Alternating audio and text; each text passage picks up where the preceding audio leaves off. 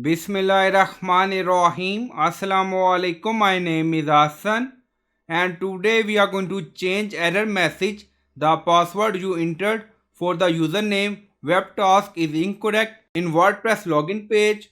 Before starting work, it's my request, please subscribe my channel. Thank you. Now back to our work. So we are in WP login page, and then we enter username and wrong password.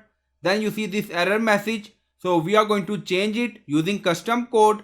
Now go to WordPress dashboard. Then on left side you see plugin. So click on add new plugin. Then in search plugin write WP code. So this is plugin WP code. Insert header and footer we will use. So you will install this plugin and activate it. And after activation on left side you see code snippet, and then you see add snippet. So click on it. And then you see add your custom code. So again click on it. Now select PHP snippet, so click on it, and then we are going to add code. Now paste, and you will find this code in video description or in comment section. Now you see error, wrong information, so you can add your message here. So we added wrong information, and then scroll down, you see insert method, auto insert location, run everywhere. On top you see inactive, now active, and then click on save snippet. Now snippet created and saved.